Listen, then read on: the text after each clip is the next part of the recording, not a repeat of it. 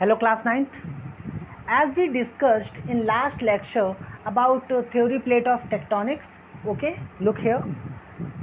Theory of plate tectonics, convergent boundary, divergent boundary, transform boundary. Along with this we have learned that कि कैसे 7 major और some minor plates हैं approx, जैसे हम लोगों ने पढ़ा था लास्ट लेक्चर में. Now we have to read further. I also told you कि कैसे हिमालयाज़ का फॉर्मेशन हुआ था, कि जैसे अर्थ पूरा जो अर्थ था पहले एक ही सिंगल लैंड मास में था. You can see it is the southern part. Gondwana land क्या है? It is the southern part of the ancient super continent Pangaea. पहले जो आज जो 7 मेजर प्लेट्स हैं काफ़ी और सब माइनर प्लेट्स हैं, तो पहले केवल एक मेजर प्लेट थी जिसे पेंजिया कहा जाता था. पूरा का पूरा लैंड मास एक ही मेजर प्लेट पे था जिसे पेंजिया के नाम से जाना जाता है.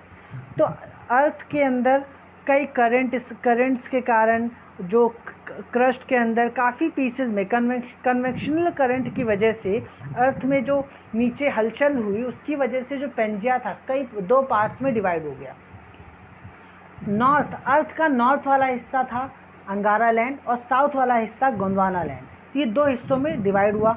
तो जो गोंडवाना लैंड था उसमें इंडिया था, Australia, south Africa, south America, Antarctica, ये सब वन सिंगल लैंड मास में थे. अब कन्वेंशनल करंट स्प्लिट हुआ और क्रस्ट भी फिर कई हिस्सों में टूट गया, और करंट्स की वजह से जो ये टूट फूट हुई, इसकी वजह से जो इंडो ऑस्ट्रेलियन प्लेट है ये सेपरेट हो गई गोंडवाना लैंड से और नॉर्थ की तरफ चली गई. वहाँ इसका कोलिजन हुआ एक लार्जर प्लेट से, यूरेशियन प्लेट से, जिसकी वजह से हिमालयाज़ का फॉर्मेशन हुआ. ये सब हम लोग लास्ट लेक्चर में पढ़ चुके हैं. ओके, सो उसके साथ साथ मैंने आपको बताया था कि कैसे हिमालयाज़ का फॉर्मेशन हुआ. अलॉन्ग विद दिस कि कैसे नदर्न प्लेन में इन्हीं हिमालयाज़ से जो रिवर्स फ्लो होती हैं, इन्हीं हिमालयाज़ से जो नदियाँ बहती हैं, वो अपने साथ जो रॉक्स लेके आती हैं, सेंडिमेंटल रॉक्स वगैरह, पेरेनियल रॉक्स, हर मिट्टी का अपना पेरेनियल रॉक होता है. तो ये जो रॉक लेके आती हैं उससे जो मिट्टी बनती है वेदरिंग वगैरह की वजह से, तो वो मिट्टी कहाँ इकट्ठा होती है? नदर्न प्लेन में आके इकट्ठा होती है. मैं फिर से रिपीट कर रहा हूँ, नदर्न प्लेन जो है बेसिकली एल्यूवियल सॉइल से मिलकर बना है. तो एल्यूवियल सॉइल कहाँ से बनती है? ये जो नदियाँ हैं हिमालयाज़ से बहती हुई आती हैं, तो वहाँ जो टूट फूट होती है, वेदरिंग होती है, वेदरिंग की वजह से क्या होता है, जो पत्थर टूटते हैं उनकी वजह से वो जो बहते जो सॉइल का फॉर्मेशन होता है, वो सारा सॉइल कहाँ इकट्ठा करते हैं? नदर्न प्लेन्स में करते हैं. ठीक है, इसीलिए ये एरिया बहुत उपजाऊ माना जाता है. ठीक है, तो ये सब हम पढ़ चुके हैं. ठीक है, देखिए नीचे लिखा हुआ है, the northern plains are formed of alluvial deposit. The peninsular plateau is composed of igneous and metamorphic rocks with gently rising hill and wide valleys. जो पेनिनसुलर प्लेट्यू है वो इग्नियस और मेटामॉर्फिक रॉक से बना हुआ है. ठीक है, जिसमें छोटी हिल्स हैं, वाइड वैलीज़ हैं. Along with this one thing what I want to tell you कि जो पेनिनसुलर प्लेट्यू है ये एंशियंट लैंड मास माना जाता है. अर्थ का सबसे एंशियंट लैंड मास माना जाता है peninsular plateau. Okay, now look. So major physiographic divisions. तो the physical features of India can be grouped under the following physiographic divisions. 6 भागों में बांटा जा सकता है अगर फिजियोग्राफिक डिवीज़न की बात करें. पहला the northern Himalaya, the Himalayan mountains. First है the Himalayan mountains, second is the northern plains, third is the peninsular plateau, fourth is the Indian desert, fifth the coastal plains, sixth the islands. So first heading is the Himalayan mountains. So the Himalayas geologically young and structurally fold mountains stretch over the northern plain of border, the northern borders of India. These mountain ranges run in a west-east direction from the Indus to the Brahmaputra. तो देखिए इस map में जो pink से आप जो लाइनें देख रहे हो, लकीरें देख रहे हो, पिंक कलर का जो हिस्सा देख रहे हो, तो आप देखिए वेस्ट से ईस्ट की तरफ ये जो पिंक कलर का हिस्सा है ये हिमालय रेंजेस है. कैलाश रेंजेस मानसरोवर लेक, ये सब तिब्बत जो कि चाइना के अधिकार क्षेत्र में इस समय आ गया है उस एरिया में कुछ हिस्सा भारत के हिमालयाज़ का जाता है, ठीक है। तो अगर आप ऊपर से नीचे की तरफ देखें, वेस्ट से ईस्ट डायरेक्शन की तरफ, इंडस से लेके ब्रह्मपुत्र तक आप यहाँ पे देख सकते हो। अलॉन्ग विद दिस जो हिमालयाज़ है, दुनिया की सबसे लॉफ्टीएस्ट चोटी, सबसे ऊंची चोटियाँ हिमालयाज़ में पाई जाती है। आप जानते हो उसके बारे में, जैसे माउंटेन K2 जो कि इंडिया में है, अलॉन्ग विद दिस जो नेपाल में पड़ता है आपका माउंट एवरेस्ट। अगर देखें तो they form an arc which covers a distance of about 2400 kilometre. तो अगर आप ध्यान से देखें तो ये जो लाइनें हैं पिंक कलर की, ये जो पिंक कलर का जो आप एरिया देख रहे हो, ये एक आर्क बना रहा है, भारत का के ऊपर एक आर्क बना रहा है। और ये एरिया लगभग कवर करता है माउंटेन रेंजेस का 2400 किलोमीटर का एरिया कवर करता है, okay. Along with this Kashmir की बात करें, ऊपर देखिए भारत का मुकुट कहा जाता है कश्मीर। तो सिर की तरफ जो 400 किलोमीटर की विड्थ है किसकी, हिमालय माउंटेन्स की। और यही इसके ईस्ट की तरफ जब आ रहा है, नीचे की तरफ आ रहा है, तो देखिए ये जो विड्थ है घट के 150 किलोमीटर हो जाती है अरुणाचल प्रदेश। अरुणाचल प्रदेश, यू कैन सी अरुणाचल प्रदेश है, ओके। आप देखिए ध्यान से, तो ऊपर की तरफ जो विड्थ है 400 किलोमीटर, नीचे की तरफ जब पिंक कलर आ रहा है देखिए इसकी चौड़ाई कम होती जा रही है, तो ये लगभग 150 किलोमीटर तक ही रह जाता है। Now look, the altitudinal variation are greater in the eastern half each than those in the western half. और जो ईस्टर्न हाफ में, अगर ईस्ट की बात करें तो ईस्ट में जो हिमालयाज़ आप देख रहे हो उस तरफ जो एल्टीट्यूड है, ऊंचाई है हिमालयाज़ की चोटियों की, वो ज़्यादा है, okay. The northern most range is known as the great or inner Himalaya, जिसके बारे में मैंने बताया आपको। मैं आपको बताऊं कि ये ग्रेटर हिमालय क्या होता है, इनर हिमालय। तो नॉर्थ का हिस्सा, कश्मीर की तरफ जो आप हिस्सा देख रहे हो, ये सब ग्रेटर हिमालय का हिस्सा है। बेसिकली हिमालय को आप 4 भागों में डिवाइड कर सकते हो। याद करने में अगर प्रॉब्लम हो तो एक ट्रिक है, ध्यान से सुनिएगा। टेबल पर शिवालय, टेबल क्या है, अब आप कहोगे टेबल पर शिवालय मीन्स टेबल, टा से ट्रांस हिमालय, ठीक है, इस ओके, जिसका बहुत हिस्सा नेपाल में आता है, चाइना में आता है। और बा से वृहत हिमालय हिंदी में कहते हैं, लेकिन इंग्लिश में से ग्रेटर हिमालय और इनर हिमालय कहते हैं, ठीक है। और ला लघु, लघु हिमालय मतलब लेसर हिमालय। और शिवालय means Shivalika ranges, okay. So look, तो देखिए कि अगर आप देखें हिमालय को, आप आराम से अपनी बुक में ध्यान से पढ़िएगा, मैप को रीड करिए कि number of valleys lie between these ranges. बात हो रही है the Himalaya consist of 3 parallel ranges in its longitudinal extent. A number of valleys lie between these ranges. The northernmost range is known as the Great or Inner Himalaya और the Himadri. जो northern range है, north में जो हिमालय का हिस्सा भारत में पड़ रहा है, उसे ग्रेट या फिर इनर हिमालयाज या फिर हिमाद्री भी कहा जाता है। It is the most continuous range consisting of the loftiest peak with an average height of 6000 meter. It contains all the prominent Himalayan peaks. अब देखिए जितनी भी prominent प्रसिद्ध हिमालयन पीक्स हैं वो सब यहीं पे हिमाद्री में, मतलब ग्रेट या फिर इनर हिमालय जिसे कहते हो, वहीं पाई जाती हैं, जो कि हिमालयास के साउथ में है सॉरी साउथ में नहीं है, नॉर्थ में है, ठीक है। तो ध्यान से देखिए, आपकी बुक में लिखा हुआ है कि northern most range is known as, जो नदर्न मोस्ट रेंज है वो ग्रेट और इनर हिमालयाज के नाम से जाना जाता है, ठीक है। और सबसे ऊंची चोटियाँ यहाँ पाई जाती है, 6000 मीटर की ऊंचाई है, लगभग एवरेज ऊंचाई रहती है इन चोटियों की, ठीक है। It contains all prominent Himalayan peaks, और हिमालय की जितनी भी प्रोमिनेंट प्रसिद्ध हिमालयन पीक है इसी में होती हैं। Now look, so you can also look here in India's map.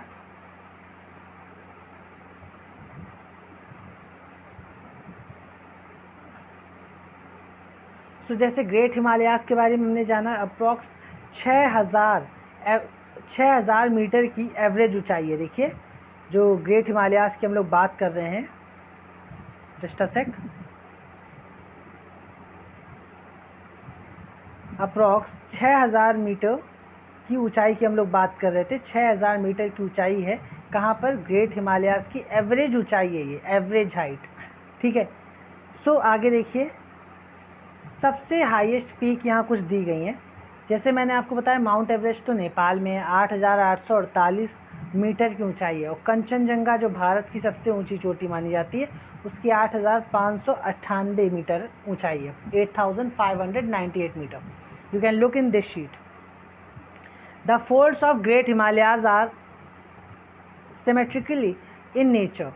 The core of this part of Himalayas is composed of granite. तो ग्रेट हिमालय का जो कोर है इसमें ग्रेनाइट पाया जाता है। It is perennially snow bound. Perennially मतलब पूरे साल यहाँ पे बर्फ़ से ये ढका रहता है, ठीक है। पेरेनियल पूरे साल बर्फ़ से ढका रहता है। And a number of glacier descend from this range. कई ग्लेशियर्स यहाँ पाए जाते हैं।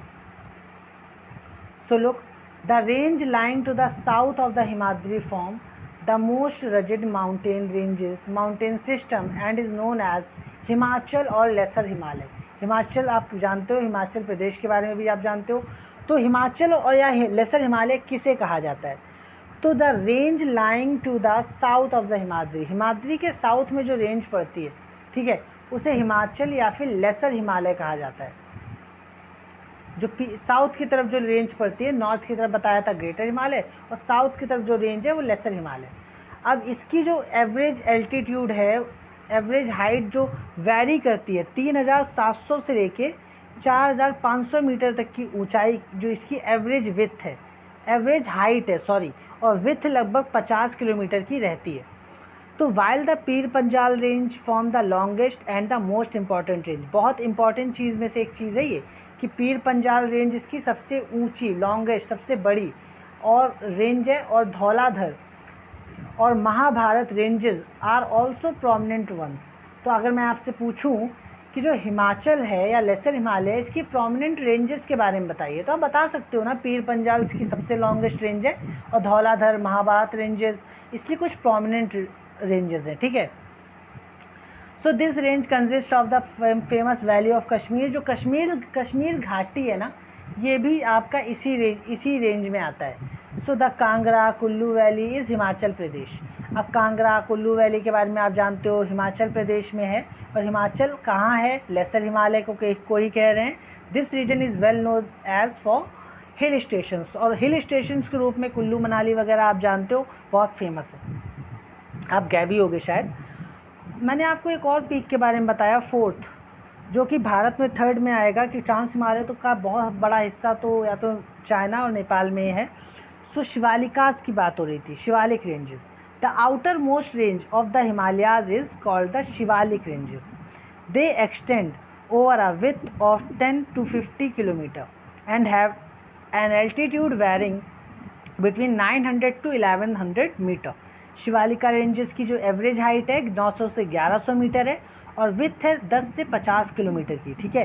These ranges are composed of unconsolidated sediment and brought down by rivers from the main Himalayan ranges located for north की तरफ से जो रिवर्स सेडिमेंटल रॉक्स वगैरह लाती हैं, वो सब यहाँ पे इकट्ठा होता है।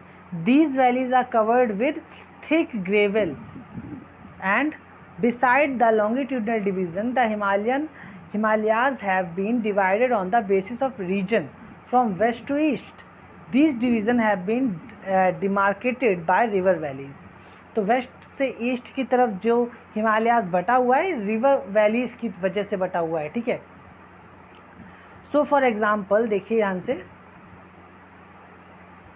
तो रीजन बताया जा रहा है कि the Himalayas have been divided on the basis of region के हिसाब से from west to east Himalaya divided है। So these divisions have been demarcated by river valleys and for example the part of Himalayas lying between Indus and Sutlej has been traditionally known as Punjab Himalaya. तो देखिए, अब इन हिमालयाज को कौन reverse ने बांटा हुआ है? तो अगर आप ध्यान से देखें, जो सतलज और इंडस के बीच का जो आप भाग देखोगे हिमालयाज का, उसे पंजाब हिमालय के रूप में जाना जाता है। But it is also known regionally as Kashmir and Himalaya, Himachal Himalaya, इसे कश्मीर और हिमाचल हिमालयाज़ के रूप में भी जाना जाता है, ठीक है। So these are the information that you can read easily, ठीक है। और देखिए और भी चीज़ बताई गई है, फॉर एग्जांपल बताया गया है कि हिमालय जो कि सतलेज और काली रिवर्स के बीच में पड़ता है उसे कुमाऊं हिमालयाज़ कहते हैं। तो बेसिकली काली और तिस्ता रिवर्स के बीच में जो पड़ता है वो नेपाल हिमालय कहा जाता है। तो जो रीजनल रिवर्स हैं और जिस जिस रीजन में जो जो रिवर्स के बीच में ये पड़ रहा है, ठीक है, उस हिसाब से वहाँ का नाम रखा गया है। जैसे आप अगर देखें तिस्ता और दिहांग रिवर, ठीक है, दिहांग रिवर के बीच में असम, ठीक है, उसे असम हिमालय कहते हैं। दिहांग रिवर तो अगर दिहांग रिवर तिस्ता से दिहांग रिवर असम में जो बहती है, तो तिस्ता से दिहांग रिवर के बीच का जो हिस्सा होता है उसे असम हिमालयाज़ कहते हैं। तो बेसिकली बताया जा रहा है कि हर रीजन के हिसाब से उस हिमालय का नामकरण वहाँ के रीजन के हिसाब से किया गया है, ठीक है। दो नदियों के बीच में जो भी हिमालय उस रीजन में पड़ता है, जिस रीजन में पड़ता है उस रीजन के हिसाब से उसका नाम यू कैन रीड है, आप यहाँ पे पढ़ सकते हो। The Brahmaputra marks the easternmost boundary of the Himalayas beyond the Dihang gorge. The Himalayas bend sharply to the south and spread along the eastern boundary of the India. They are known as the Purvanchal, the eastern hills and mountains। जो east के हिस्से में जो हिमालयाज पाया जाता है उसे पूर्वांचल के नाम से जाना जाता है। These hills running through the north eastern states are mostly composed of strong sandstone which are sedimentary rocks। तो देखिए ये सब चीज़ें सेडिमेंट्री रॉक्स वगैरह से यहाँ पे इन सब एरियाज़ में क्या है, these hills running through the north eastern states. तो ये जितनी भी हिल्स हैं ये सब नॉर्थ ईस्ट के जो स्टेट्स हैं वहाँ से गुजर रही हैं, और इसमें लगभग mostly composed with strong sandstones से भरी हुई हैं, सेडिमेंट्री रॉक्स है, ठीक है। कवर्ड विद डेंस फॉरेस्ट, काफ़ी यहाँ पे गहरे जंगल हैं, घने जंगल हैं। They mostly run as parallel ranges and valleys. The Purvanchal comprises the Patkai hills, the Naga hills, Manipur hills and the Mizo hills. तो ये सब हिल्स जो यहाँ पाई जाती हैं। Now the most important part is the northern plain. तो नदर्न प्लेन मैंने आपको बताया था कि किससे बनता है, एल्यूवियल सॉइल से बनता है। तो इसके बारे में मैं पूरा पढ़ लूँगा, पहले मैं पढ़ूँगा फिर मैं आपको एक्सप्लेन कर दूँगा, ध्यान से पढ़िएगा आप भी। The northern plain has been formed by the interplay of the three major river systems, namely the Indus, the Ganga and the Brahmaputra, along with their tributaries. This plain is formed of alluvial soil, the deposition of alluvium in a vast basin lying at the foothill of the Himalaya. Over millions of years formed this fertile plain. It spreads over an area of 7 lakh square kilometer. The plain being about 2,400 kilometer long and 240 to 320 kilometer broad. Basically northern plane बहुत उपजाऊ माना जाता है। क्यों? क्योंकि ये alluvial soil से मिलकर बना हुआ है। ऐसा क्यों? क्योंकि गंगा, इंडस नदी, ब्रह्मपुत्र और इसकी ट्रिब्यूटरीज द्वारा यहाँ पर एल्यूवियल सॉइल ला के इकट्ठा की जाती है। भाई कैसे? हिमालयाज से ये सारी नदियाँ आती हैं और वेदरिंग की वजह से जो वहाँ हिमालयाज में टूट फूट होती है, जो स्टोन्स पत्थर होते हैं, ये बहा कर लेके आती है।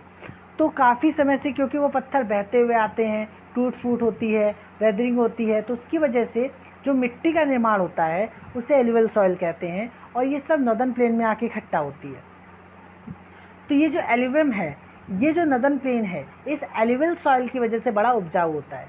ये प्लेन बेसिकली 2400 किलोमीटर लंबा है और 240 से 320 किलोमीटर चौड़ा है। Is a densely populated physiographic division. अब देखिए ये डेंसली पॉपुलेटेड क्यों है? कोई भी व्यक्ति किस जगह रहना चाहेगा? जहाँ पे रोज़गार हो, जहाँ पे खाने पीने की व्यवस्था हो। इंडस्ट्री भी ऐसी जगह लगती हैं जहाँ पे रॉ मटेरियल्स ईज़िली अवेलेबल होता है। सो ये नदर्न प्लेन इन सब के लिए बेहतर है, इसीलिए यहाँ पे पॉपुलेशन भी ज़्यादा है, खेती योग्य भूमि यहाँ पे सबसे ज़्यादा रहती है, ठीक है, जिसकी वजह से लोग यहाँ रहते हैं, ठीक है, इसलिए ये सबसे डेंसली पॉपुलेटेड एरिया है।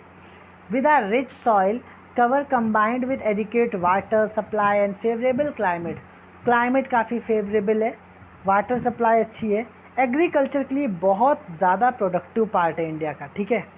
Now look, the rivers in their lower course split into numerous channel due to the deposition of silt. These channel are known as distributaries. तो कई चैनल्स से, अब जो मैंने बताया ट्रिब्यूटरीज क्या होता है, सहायक नदियाँ। फॉर एग्जांपल गंगा की एक सहायक नदी है सोन नदी, जो कि पटना से मिलती है, ठीक है, बिहार में मिलती है गंगा नदी से। ये छोटी सी नदी है, ये ऐसी कई जो गंडक हो गई, घाघरा हो गई, ठीक है, that you read in further कि ये सारी नदियाँ क्या होती हैं, गंगा की सहायक नदियाँ हैं, छोटी छोटी नदियाँ हैं और ये गंगा में आके मिलती हैं। इन सब के द्वारा जो डिपॉजिट लाया जाता है, ठीक है, वो सब इकट्ठा होता है नदन प्लेन में, ठीक है। तो यहाँ बता रहा है numerous channels, the rivers in their lower course split into numerous channels, कई चैनल्स में बटी हुई है, यही चैनल्स इन ट्रिब्यूटरीज की बात हो रही है। और ये क्या करते हैं, ड्यू टू जिसकी वजह से डिपोजिशन ऑफ सिल्ट होता है। These channels are known as, इन्हीं चैनल्स को डिस्ट्रीब्यूटरीज कहते हैं। The northern plain is broadly divided into 3 section, ये 3 भागों में डिवाइडेड है। Western part northern plain is referred to as the Punjab plains, formed by the Indus and its tributaries. The largest part of the plain lies in Pakistan. The Indus and its tributaries, the Jhelum, the Chenab and Ravi, Beas, Vyas नदी को बीस कहा जा रहा है, at the Satluj originate in the Himalayas. This section of the plain is dominated by the Doab. Doab basically क्या होता है? Doab is made up of 2 words, do meaning two and आब मीन्स वाटर। सिमिलरली तो यहाँ पे basically 2 नदियों का जो संगम होता है, जिसकी वजह से वो एरिया बहुत ही उपजाऊ होता है, उस उपजाऊ एरिया को दोआब कहा जाता है, ठीक है। तो that you can read also, आपको आराम से समझ में आ जाएगा। गंगा के बारे में पढ़ोगे तो आपको अच्छे से समझ में आ जाएगा कि मैंने आपको बताया था ना, घाघरा टेस्टा रिवर, ठीक है। It is spread over states of north India, Haryana, Delhi, UP, Bihar, partly Jharkhand, west Bengal to east. तो इन सब जगह पे गंगा का प्लेन है, गंगा बहती है। Northern plains are generally described as flat land with no variation in its relief. It is not true, ऐसा नहीं, वेरिएशन नदन प्लेन में भी है, बहुत डाइवर्स रिलीफ फीचर्स हैं, ठीक है। वेरिएशन की बात करें, the northern plain can be divided 4 region, 4 region में डिवाइड है northern plain. The rivers after descending from the mountain deposit pebbles. अब जो माउंटेन से रिवर्स निकलती हैं, वो पहले पेबल्स मतलब जो पत्थर, कंकड़ पत्थर लेके निकलती हैं, और जो नैरो बेल्ट में इकट्ठा होती हैं, जो नैरो बेल्ट है 8 से 16 किलोमीटर की है, ठीक है। और वो lying parallel to the slopes of the Shivalika, जो कि जो शिवालिक स्लोप्स हैं, रेंजेस है, वहाँ पे ये पाई जाती है। अच्छा, शुरुआती जो सॉइल होती है उसे भाबर के नाम से जाना जाता है, कंकड़ वाली जो सॉइल होती है, जो कंकड़ पत्थर जिसमें ज़्यादा होते हैं। ऊपरी भाग होता है क्योंकि ऊंचा भाग होता है, इसलिए वहाँ पे कंकड़ पत्थर होते हैं, उसे भाबर के नाम से जाना जाता है। And the stream disappear in the Bhabar belt, और भाबर बेल्ट से स्ट्रीम डिसअपियर होती है। भाबर बेल्ट में जो मिट्टी पाई जाती है वहाँ पे कंकड़ पत्थर ज़्यादा होते हैं, ठीक है। जो डिपॉजिट होता है वो मिट्टी कम होती, कंकड़ पत्थर ज़्यादा होते हैं। South of this belt the stream and river re emerge and create a wet swampy marshy region known as Terai. आगे जो दलदली भाग बनता है उसे तेराई के नाम से जाना जाता है, ठीक है। पहले मैंने बताया आपको भाबर बेल्ट, फिर तेराई बताया, ठीक है। Thickly forested region full of wild life, यहाँ पे वाइल्ड लाइफ काफ़ी ज़्यादा विकसित है। Forest have been clear to create agriculture land and settle migrants from Pakistan after partition के बाद इस एरिया में फॉरेस्ट को काट कर माइग्रेशन करके जो लोग आए थे, जो शरणार्थी आए थे, उन्हें बसाया गया था। यहीं पर दुधवा नेशनल पार्क भी है, ठीक है। So the largest part of the northern plain is form of older alluvial, old alluvial soil से बना हुआ है नदन प्लेन का सबसे largest part. They lie above the flood plains of the rivers and present are terrace like feature. तो जो flood plains हैं of the rivers के टेरेस लाइक फीचर बनता है, ठीक है। इस पार्ट को भांगर के नाम से जाना जाता है। तो the soil in this region contain calcareous deposit locally known as kankar. तो यहाँ पे देखिए भांगर रीजन में भी कंकर वगैरह बहुत इकट्ठा हो जाते हैं। और जो न्यूयर यंगर डिपॉजिट होता है flood plains are called khadar. Basically यहाँ पर बात हो रही है जो भांगड़ है, भांगड़ होता है ओल्ड सॉइल और जो खादर होता है न्यू सॉइल। BONK बॉन्क याद कर लीजिए, BONK बॉन्क। ओल्ड हो गया भांगड़ और न्यू हो गया खादर, ठीक है। So they are renewed almost every year, तो हर साल लगभग ये रिन्यू होता है। सो और एग्रीकल्चर के लिए मैंने बता दिया था सबसे बेहतर पार्ट माना जाता है।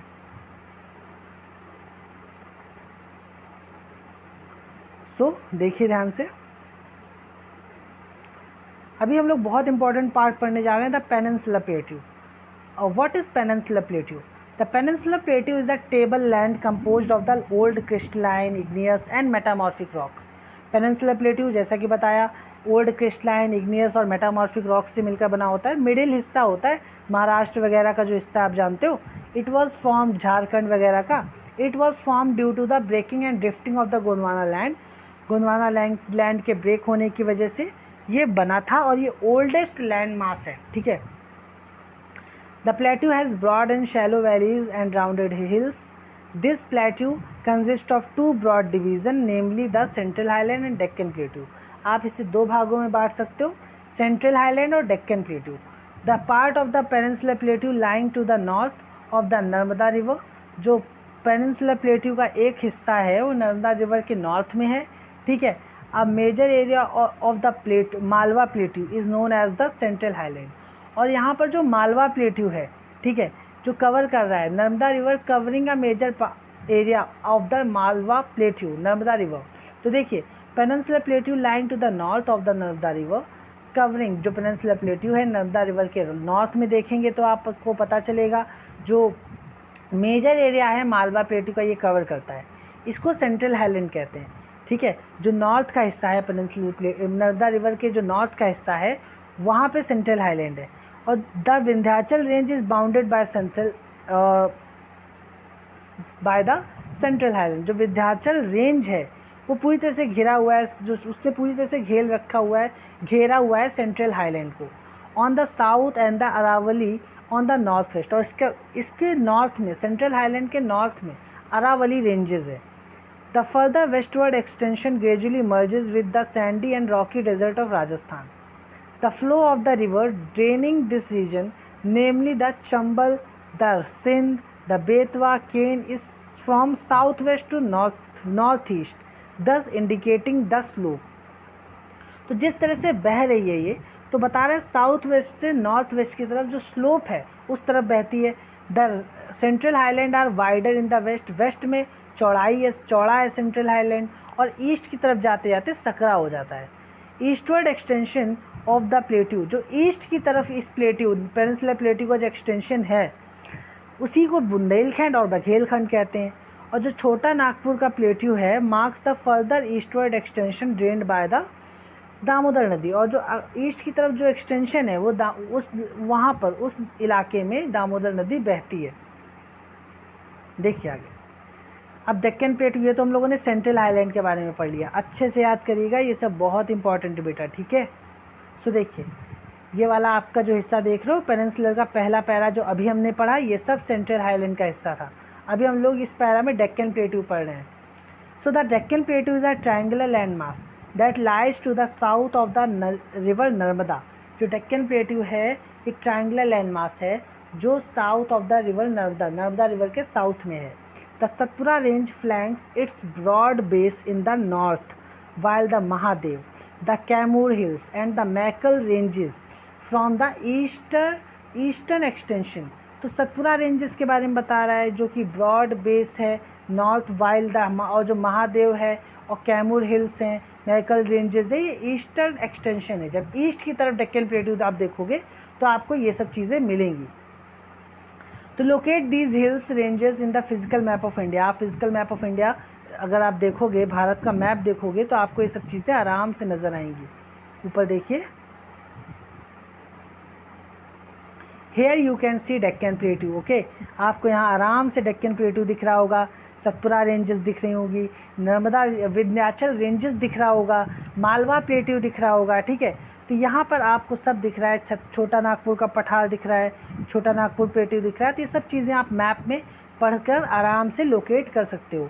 मैं आपको सजेस्ट करूँगा कि एक मैप ले आइएगा और इसी की तरह से बार बार प्रैक्टिस करिएगा, because these are the estimates. ये सब चीज़ें आपको बताई जा सकती हैं और आपको खुद से ये मेमोराइज़ करना है और समझना है, ठीक है। मैप में आप आराम से ये सब चीज़ें देख सकते हो, what I am telling you. पहले वाला जो लेक्चर मैंने आपको बताया था उसमें मैंने आपको बहुत अच्छे से दिशाओं का, डायरेक्शन का नॉलेज दिया था। ओके, सो नाउ लुक, यहाँ पे कुछ और इम्पॉर्टेंट चीज़ें आप देखोगे तो ये सब चीज़ें तो आपको खुद ही पढ़नी है। The western Ghat and eastern Ghat, ये सब आप देख लीजिएगा। यहाँ पर इस पैरा में this para you have to read by your self. Okay, so the western Ghat are higher than the eastern Ghat. Their average elevation 900 से 1600। जो वेस्टर्न घाट है ये ईस्टर्न घाट से बड़ा है। वेस्टर्न घाट और ईस्टर्न घाट के बारे में बता रहा हूँ, ठीक है। तो अगर वेस्टर्न घाट ईस्टर्न घाट मैं आपको थोड़ा सा पढ़ा देता हूँ। जो वेस्टर्न ईस्टर्न एजेस हैं डेक्कन प्लेट्यू के, उसे कहा जा रहा है, ठीक है। वेस्टर्न और ईस्टर्न एजेस हैं जो डेक्कन प्लेट्यू के, उसे वेस्टर्न घाट और ईस्टर्न घाट कहा जा रहा है, ठीक है। ये जो वेस्टर्न घाट है lie parallel to the western coast. Western Ghat western coast के पैरेलल है, ठीक है। वेस्टर्न कोस्ट जो समुद्र से लगा हुआ वेस्ट का हिस्सा है उसकी बात हो रही है, उससे पैरेलल है क्या, वेस्टर्न घाट, ठीक है। सो यहाँ पे नीचे देखिए, इसकी ये जो है लगभग ईस्टर्न घाट से थोड़ा ऊंचा है। एवरेज एलिवेशन 900 से 1600 मीटर है, ऊंचाई की बात हो रही है। और 600 मीटर, और जो ईस्टर्न घाट है उसका एवरेज एलिवेशन लगभग 600 मीटर है। Eastern Ghat stretch from the Mahanadi valley to the Nilgiris in the south. Mahanadi valley से निर्गिस तक ये फैला हुआ है। So eastern Ghat are discontinuous and irregular, dissected by rivers draining into bay of Bengal. तो यहाँ की जो रिवर्स हैं सब बे ऑफ बंगाल में जाके गिरती हैं। द वेस्टर्न, जितनी भी ईस्टर्न घाट की रिवर्स है ना, तो आप देखोगे सब के सब ईस्टर्न घाट से निकलने वाली जितनी भी हिमालयन रिवर्स हैं ईस्टर्न घाट से होते हुए ये सारी रिवर्स कहाँ जाती हैं, सब बे ऑफ बंगाल में जाती हैं, ठीक है। तो देखिए यहाँ पे कुछ हाईएस्ट पीक के बारे में बता रहा है, ये आपको याद कर लेना है। जो हाईएस्ट पीक है, ठीक है, ईस्टर्न घाट की, तो देखिए यहाँ पे the western Ghat are also known by different local names. तो the western Ghat progressive increase from north to south. Western Ghat की सबसे ऊंची चोटी क्या है, अन्नामुडई, 2695 मीटर ऊंचाई है। डोडा बेटा 2637 मीटर ऊंचाई है। और जो महेंद्रगिरी है, बहुत इंपॉर्टेंट चीज़ पढ़ रहे हो, अन्नामुडई वेस्टर्न घाट की सबसे ऊंची चोटी है, महेंद्रगिरी ईस्टर्न घाट की सबसे ऊंची चोटी है। Shevaroy hills and the Javadi hills are located to the south coast, south east of the eastern Ghat. Locate the famous hill station of Udhagamandalam, ठीक है। So now you have to read these, you have to learn these all things. Ooty वगैरह यहाँ सब पाया जाता है। Now look, सो यहाँ पे क्या बताया गया है कि they extend from Gujarat to, these are highly eroded hills. जो हिल्स की बात यहाँ पे हो रही है, जो नॉर्थ वेस्ट अरावली हिल्स की जो बात हो रही है, वो उसका western and north west margin के बारे में बताया जा रहा है। और ये जो है पेनिनसुला प्लेट्यू के ऊपर हैं। और ये जो हिल्स हैं ये basically Gujarat to Delhi, south west, east west direction में फैली हुई हैं। अब डेज़र्ट के बारे में आपको अच्छे से आपको पता होगा डेज़र्ट क्या होता है। एरिड रीजन होता है, ठीक है। वेस्टर्न मार्जिन है, अरावली हिल्स के जो वेस्ट का हिस्सा है डेज़र्ट में आता है। It is a undulating sandy plain, sand बहुत पाई जाती है, ठीक है। लगभग इस रीजन में बहुत कम रेनफॉल होती है, 150 मिलीमीटर से भी कम रेनफॉल होती है साल भर में। काफ़ी सूखा क्लाइमेट है, एरिड क्लाइमेट है, वेजिटेशन नहीं होती, लो वेजिटेशन कवर है, ठीक है। कोई यहाँ पे फसल वगैरह ज़्यादा नहीं होती। Streams appear during the rainy season. Rainy season में कुछ छोटी छोटी स्ट्रीम्स नज़र आ जाती हैं और बहुत ही जल्द वो सब गायब भी हो जाती हैं। जो सैंड है, the sand as they do not have enough water to reach the sea. इतना पानी नहीं होता कि समुद्र तक उन्हें वो स्ट्रीम्स चली जाएँ, इसलिए वो सूख जाती हैं। Luni is the only large river in this region. और राजस्थान की जो डेजर्ट रीजन की बात हो रही है, ल्यूनी यहाँ की सबसे ज़्यादा लार्ज रिवर है, सबसे लार्ज रिवर मानी जाती है। Now look, the plains are so the barchans cover larger area but longitudinal dunes become more prominent near the Indo-Pakistan boundary. If you visit Jaisalmer, you may go to see group of barchans. So देखिए ये सब तो Indian desert you have to read. बहुत ही easy topic है यहाँ पे. अब यहाँ से बहुत इजी होने वाला है. कोस्टल प्लेन्स आप जानते हो, समुद्र के तट पर बसे हुए जो एरिया होते हैं, आइलैंड वगैरह. तो देखिए उसके जो समुद्र के तट पर जो एरिया हैं उनकी बात हो रही है. Coastal plains. The peninsular plateau is flanked by stretch of narrow coastal strips running along the Arabian sea on the west and bay of Bengal on the east. तो अगर आप भारत का मैप देखें तो देखिए एक तरफ आपको अरेबियन सी दिख रहा है, एक तरफ बे ऑफ बंगाल. तो जितना एरिया आप देख रहे हो समुद्र के किनारे किनारे किनारे किनारे सब कोस्टल प्लेन्स में आता है. ठीक है. और इसके बारे में डिटेल में हमने पहले वाले चैप्टर में पढ़ा था कि कौन सा एरिया कितना बड़ा है, कितने किलोमीटर में फैला हुआ है. ठीक है. तो जो वेस्टर्न कोस्ट है यहाँ का, ये सैंडविच है. किसके बीच में सैंडविच है? वेस्टर्न घाट जो भी हमने पढ़ा और अरेबियन सी.